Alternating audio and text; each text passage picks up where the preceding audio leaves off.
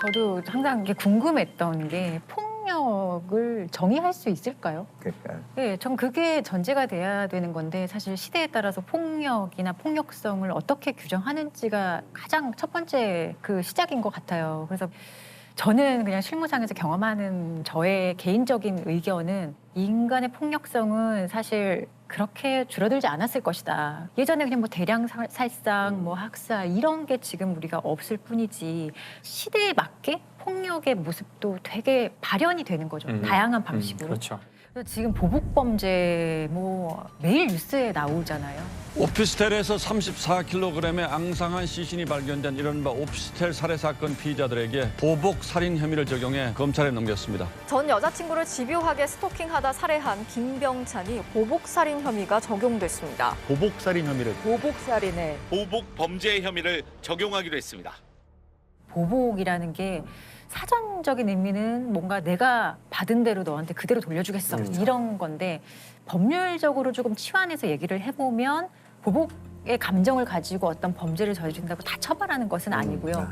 형사사건화된 수사 단계, 재판 단계 전 과정에 대한 얘기이기 때문에 예를 들어 수사의 어떤 단서를 네네네. 제공한 사람, 뭐 고발인, 고소인 또는 수사기관의 어떤 진술을 한 사람들, 법원에서 증언한 사람들 그런 사람들을 보복할 목적으로 살인하거나 그리고 상해, 폭행하거나 감금, 협박했을 때 좀 가중처벌하는 것을 우리가 보복범죄라고 법률적으로 얘기를 할 수 있어요. 예를 들면 평소에 나를 많이 괴롭혀왔던 친구에게 보복한다는 그건 보복 사건하고 좀 다른 거네요. 네, 그런 거랑 다르죠. 그런 거가 좀 다른 거죠. 예. 네. 그래서 이게 지금 특정 범죄 가중 처벌 등에 관한 법률이 정식 명칭이고 저희가 흔히 줄여서 특가법이라고 얘기를 많이 해요. 특가법. 이 법률은 이 보복 범죄만 규율하고 있는 건 아니고요. 네. 특정한 범죄를 설정하고 그 범죄를 좀 강력하게 처벌하는 가중 처벌하는 그런 법률이에요. 일반 형법상의 살인죄가 사형, 무기징역 또는 5년 이상의 징역인데 이 보복 범죄의 형량은 사형, 무기징역 또는 10년 이상의 징역이에요. 그러니까 사실상 2배 이상 높게 처벌은 하고 있는 하한이 10년. 하한이 10년. 그거 알아야겠어요. 잘 알아야 되죠. 이렇게 보복 범죄에 대한 처벌이 좀 강화되게 된 계기가 있나요? 그 법정 증인 살해 사건이라고 있거든요. 법정 증인 살해 사건. 예, 말 그대로 법정에서 증언하고 나오는 사람을 살해한 사건이에요. 와. 법원 앞에서. 법원 앞에서요. 법원 서울 동부지방법원 앞에서 그것도 대낮에 6월이면 얼마나 밝은 대낮이었겠어요.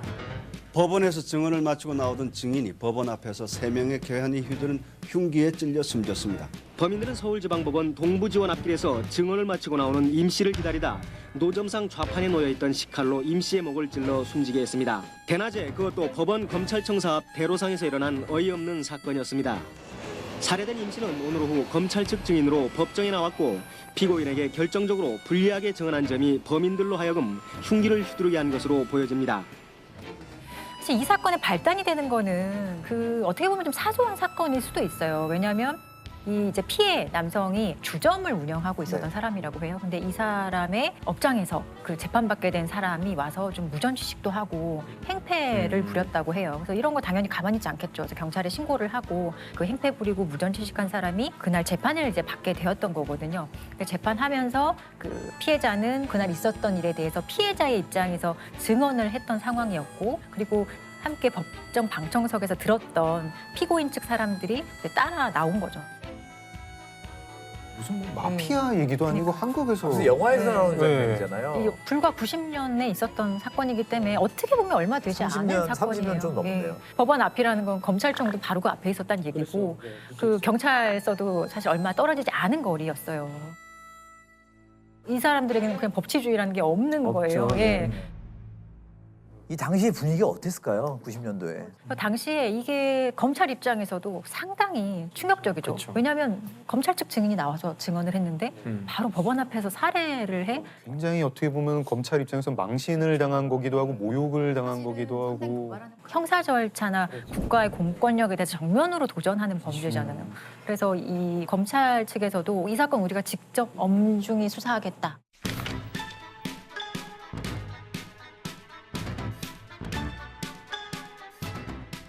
수사력을 엄청나게 동원을 해서 도주한 사람들을 찾기 시작을 하는데 바로 잡히지 않고요. 한 주범은 11일 뒤에 잡혔고 그 즈음에서 다른 한 명도 잡히고 나머지 한 명은 1년 뒤에 잡히거든요. 1년. 예.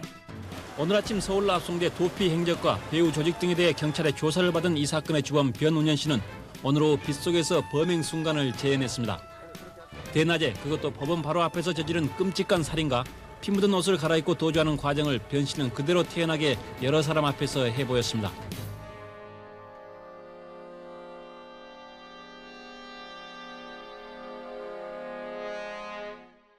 그리고 이 사건을 계기로 이제 이 보복 범죄를 강하게 처벌해야 될 필요가 있겠다라는 어떤 좀 사회적인 합의도 좀 달라졌겠죠, 기존과는. 그래서 이런 상황에서 법정에 내가 나가야 될 상황이 있다면 누가 이렇게 편한 그럼요. 마음으로 그렇죠. 증언을 할 당연히 수가 그렇죠. 있었겠어요. 그래서 근데 이 보복 범죄는 좀 다른 거랑 다른 것 같아요. 이건 사법 체계 전체에 그럼요. 예. 테러이기 때문에 이거는 사실 우리가 이제 사적인 제재를 사적 복수가 금지되고 또 문명화를 거치면서 국가가 형벌권을 행사하는 모습으로 바뀌는 거잖아요.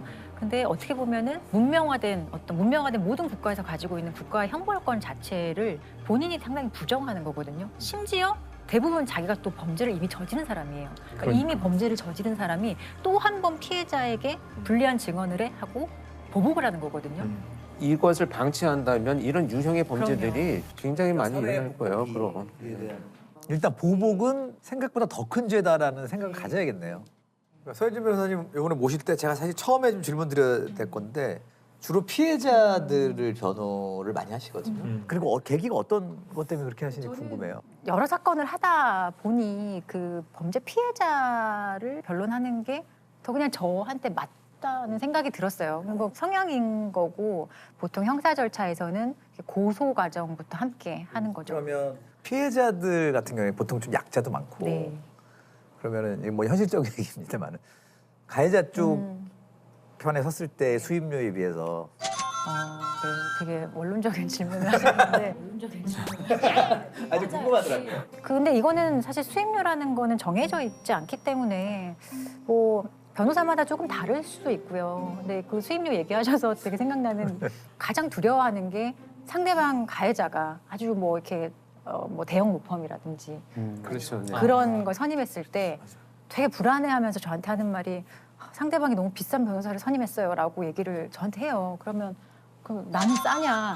정말 저는 되게 그게 또 상대적 박탈감. 나는 싸 이렇게 물어보면 미묘한데. 네, 되게 미묘하죠. 근데 그렇지만 뭐 그게 농담으로 하는 말인데 그 가격이 중요한 건 아니에요. 그 사람이 얼마나 나를 위해 열심히 해줄 수 있느냐 그게 중요하죠.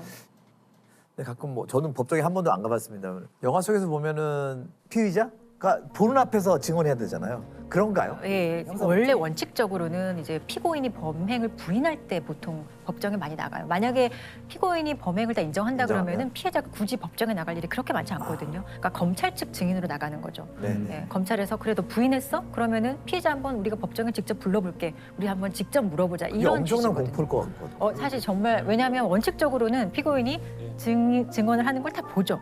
다 보고 있기 때문에 일단은 상당히 심리적으로 위축돼요. 그리고 법정의 재판은 공개 재판이 원칙이기 때문에 여기 있는 것뿐만 아니라 뒤에 방청석에 누구든지 와서 구경을 할 수 있거든요. 뒤에 앉아 있는 사람, 가끔은 피고인 측의 가족일 수도 있고요. 저도 법정증을 많이 가봤기 때문에 저는 경찰관 입장에서 갔는데도 불구하고 그 살인범의 눈빛을 보면 그 표독스럽게 쳐다보는데 저는 그 당당하게 증언을 하지만 피해자나 참고인들이 과연 이 상황에서 그러니까요. 두려움이라는 것이 없을 수 없다 저는 이렇게 생각을 해요. 그냥 그런 류의 보호를 해줄 수 있는 제도도 있어야 되지 않나? 그래서 대표적으로 지금 현재 시행되고 있는 것들을 보면 내가 너무 피고인 앞에서 얘기하는 게 힘들다. 너무 위축되고 그럴 만한 사정이 있다라고 미리 재판부에 얘기를 하면 피고인하고 대면하지는 않게 증언할 수 있어요. 그래서 피고인을 잠깐 옆에 있는 방에 가서 듣게 한다든지 그런 제도가 아니면 있군요. 이 앞에 차폐 시설이라고 해서 쉽게 말하면 병풍 같은 거를 이렇게 쫙 치는 거예요. 그래서 얼굴은 대면하지 않지만 그렇지만 피고인의 귀는 열려 있어야 돼요. 네. 피고인의 귀를 닫는 순간 그거는 네. 피고인의 방어권의 그렇죠. 침해이기 때문에 그 순간 위법한 재판이 되는 거거든요.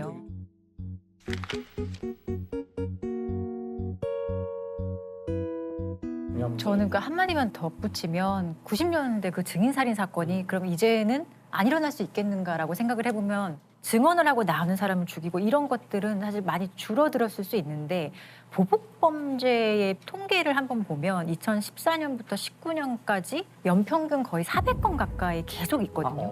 결코 줄어들지 않고 하루에 한 건 이상 발생을 하는 거예요.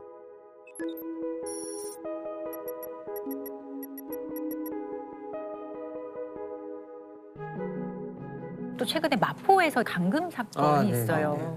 이것도 전형적인 보복 살인이에요. 왜냐하면 범죄의 동기 자체가 뭐야 네가 감히 나를 그렇죠. 신고해? 네네. 거기서부터 이게 발현이 잘못된 거죠. 엄청나게 앙심을 품고 감금하자. A씨를 오피스텔에 가둔 뒤 학대에 숨지게 한 혐의를 받는 20대 남성 2명이 경찰에 긴급 체포됐습니다. 폭행을 당한 피해자가 고소를 하자 피의자인 남성 2명이 이에 보복하고 사건을 무마하기 위해서 고소 취하 계약서를 작성하게 하고 고소를 취하한다는 문자를 경찰에 보내게 한 것으로 조사됐습니다. 여기서 멈추지 않고 감금과 폭행은 이어졌고 결국 피해자는 영양실조 상태로 숨진 채 발견됐습니다. 발견 당시에 성인 남성인데 34kg에 불과했다고 해요. 근데 지금 최근에 이제 경찰에서 신상 공개되는 김병찬 사건도 범죄의 동기 자체가 나를 스토킹 범죄로 신고했다는 거. 전 연인을 스토킹하다 살해한 혐의로 구속된 김병찬. 김 씨가 피해자를 5달 동안 집요하게 스토킹하다 신고를 당하자 보복을 한 것으로 피해자는 경찰 조사를 하루 앞두고 김 씨가 휘두른 흉기에 숨졌습니다. 그는 겁만 주려고 우발적으로 저지른 범행이라고 주장했지만 미리 치밀하게 준비한 정황도 확인됐습니다. 피고인들이 공통적으로 보복살인죄로 이제 기소가 되면 법정에서 하는 말이 보복할 목적은 아니었습니다라고 얘기를 하거든요. 보복할 목적만 없어지면 일반 살인죄로 이제 처벌이 될 수 있기 때문에. 그 말을 판사님이 다 이렇게 받아주나요? 피고인의 고의라는 건요. 범죄의 고의라는 것은 내 내심의 정말 의사를 말하는 게 아니라 그거는 알 수 없죠. 법률에서는 별로 중요하지 않아요. 근데 보복 목적 없다고 하더라도 드러난 사실이 뭐 예를 들어 신고 이후에 뭐 흉기를 준비했고 어떻게 계획적으로 뭘 했고 그 동기가 범행 신고였다라는 게 좀 명확해지면 사실 그런 변명은 형량을 높이는 자충수밖에 되지 않아요. 유침이 없다 그러니까. 보통 보복 범죄자들의 특징이 있을까요? 최근에 교도소에서 온 편지들을 몇 차례 받은 사례가 있어요. 무려 한 20년이 지난 사건인데도 시종일관 나도 나쁩니다.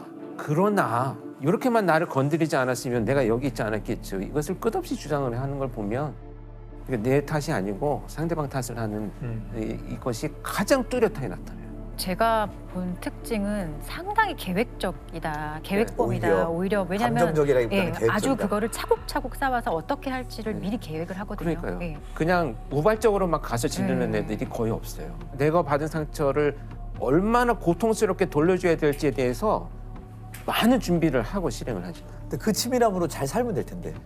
그러니까 그건 내가 하고 싶은 말이죠. 강릉에서 2012년 8월에 일어난 보복 살인 사건이 있어요. 강원도 강릉에서 한 50대 남성이 자신이 운영하던 상점에서 숨진 채 발견됐습니다. 그런데 경찰에 붙잡힌 피의자는 정말 뜻밖의 인물이었습니다. 이것도 사실은 그 사건의 발단이 되는 것은 피해자와 가해자의 어떤 우연한 차량 접촉 사고에서부터 시작이 됐던 사건이에요. 접촉 사고로. 네, 접촉 사고가 이제 났고 피해자가 나와서 가해자한테 이렇게 차량 번호를 이렇게 수첩에 적으면서 운전 좀 똑바로 하시지 뭐 그랬어요. 이런 식의 얘기를 해요. 근데 사실 그 순간에도 가해자가 조금 자기 감정을 좀 주체하지 못하였던 사람인 것이 그런 말을 한다고 차를 몰고 피해자의 그 무릎을 박아요. 차량으로 가서. 그리고 나와서 그 자리에서요? 그리고 피해자를 막 이렇게 폭행하거든요. 그래서 그 사건이 있으면 당연히 그 피해자가 가만히 안 있었겠죠. 경찰에 신고를 했었을 거고 한 10여 개월이 지나서 실제로 이 가해자가 이제 기소가 돼요. 그러면 기소가 되면 공소장이 집으로 오거든요. 야, 네가 이러이러한 범죄로 이제 기소됐으니까 이제 재판을 받을 거야라고 알려주는 건데 그 공소장을 받고 이 가해자가 이제 격분하는 거죠. 나를 신고해가지고 내가 지금 재판받아야 돼? 라는 그런 앙심을 품고 피해자를 찾아요. 강릉에서 가구점을 운영하고 있었던 남성이고 가구점 주변을 이렇게 차량으로 이렇게 돌면서 범행하기 좋은 시간을 아마 찾았던 것 같아요. 그래서 사람이 조금 없는, 손님이 없는 시간에 피해자를 좀 잔인하게 목이랑 어깨 부위를 칼로 찔러서 죽였다고 하고 나중에 CCTV를 보니 이 불과 들어가서 그 피해자를 사망하게까지 한 시간이 3분밖에 걸리지 않았다고 해요. 접촉사고로 무기징역을 받을 정도의 분노가 진짜 이게 인생 하나가 그냥 날아간 거잖아요. 일단은 보복 범죄라는 거는 이 강력 범죄 중에 가장 좀 죄질이 안 좋은 범죄 중에 하나라고 저는 생각을 해요. 그렇기 때문에 사실 보복 목적의 범죄인지를 일단 수사기관에서 면밀하게 먼저 살펴야 되는 거죠. 왜냐하면 놓칠 수도 있거든요. 그렇죠. 그게 제대로 잘 드러나지 않으면. 당사자가 가서 보복을 하면 당연히 용의 선생이 오르고 수사 대상이 되는데 청부를 하는 경우도 훨씬 그렇죠. 많고 네, 제3자가 그러니까 전혀 다른 사람이 와서 묻지마 범죄처럼 일이 벌어진 것으로 수사가 돼버리면 그 당사자만 처벌하고 그냥 끝나버리는 경우가 있기 때문에 수사 잘해야 수사기관도 돼요. 잘해야 되고 법원도 잘해야 되는 거죠. 다 같이. 경찰이나 검사들도 많이 공격당할 것 같아요. 네, 그런 공격이나 위협들이 굉장히 많습니다. 뭐 실제 실행이 되는 경우도 있고, 저는 그런 편지 경찰청에 있을 때도 많이 받았어요. 네 덕분에 잘 살고 있다. 딱 한 줄 오는 거야. 그 네 덕분에 잘 산다는 걸 내가 그럼 고마워라고 해라 이렇게 생각할 수는 없잖아요. 저도 그런 편지 교도소에서 변호사한테도 그렇죠. 보내요. 네. 잘 지내고 계시죠? 이런 편지도 오고. 진짜 맞아요. 그리고 법정에서도 사실은 구속되지 않는 피고인 같은 경우는 재판 끝나고 복도에서 그냥 같이 나가요.